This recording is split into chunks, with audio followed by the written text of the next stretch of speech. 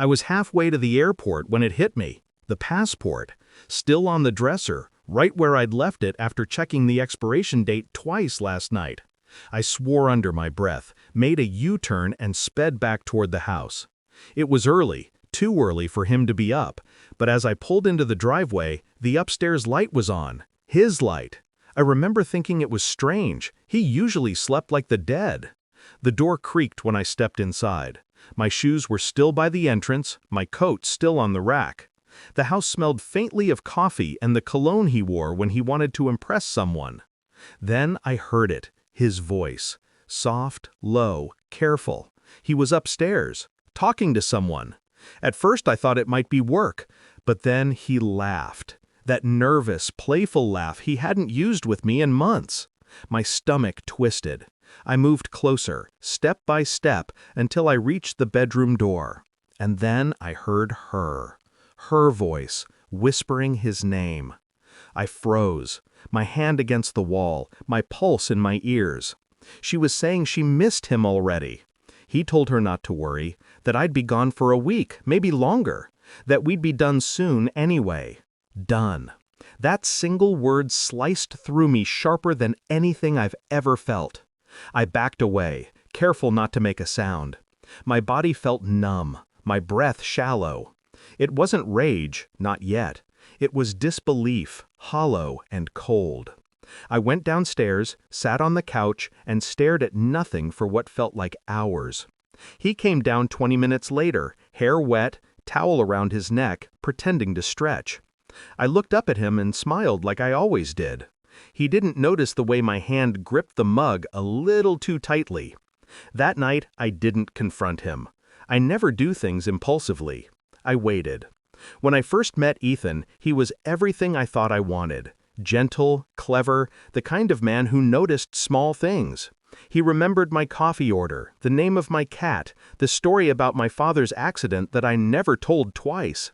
He made me feel safe. And then, over time, safe turned into trapped.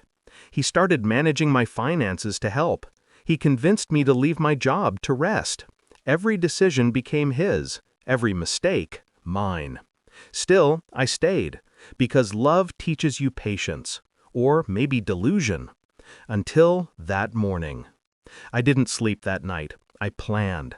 Not the kind of plan you scream about or scribble on paper, a quiet one, a slow burn. I started with the bank. I still had joint access, though he didn't think I knew how to use it. I began moving small amounts, nothing noticeable, into an old account under my maiden name.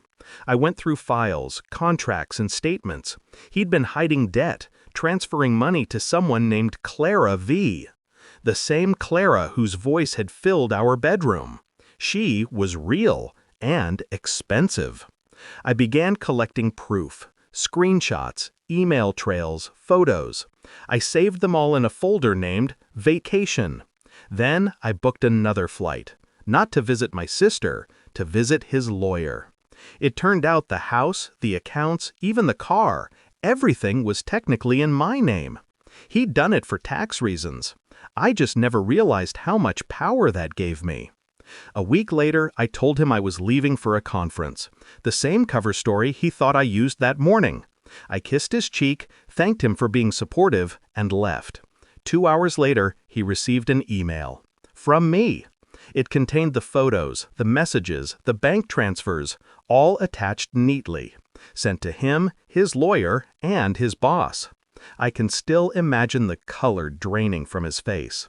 I stayed at a hotel that night, sipping wine, watching the news. His company was in the middle of a merger. Scandal was the last thing they needed. His boss suspended him within 24 hours. His accounts were frozen the next day. By the time I returned home, his suitcase was by the door. He didn't look at me when he said he'd go stay with a friend. I told him that was wise. Then I handed him a folder, the divorce papers. Inside, a single note. I found my passport. You should find yours. You'll need it. A month later, I got a call from Clara.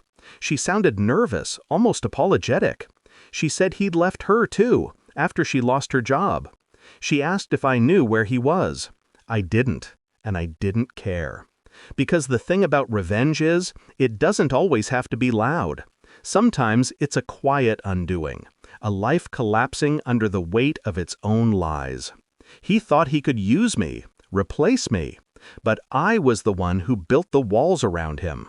All I had to do was walk away and let them fall. Tonight, I'm finally taking that flight. My passport sits on the tray beside me. My ring doesn't. The city lights fade below as the plane climbs higher. There's no guilt, just quiet. And as the engines hum, I whisper to myself, not out of bitterness, but clarity. He thought I forgot my passport, but what I really forgot was him.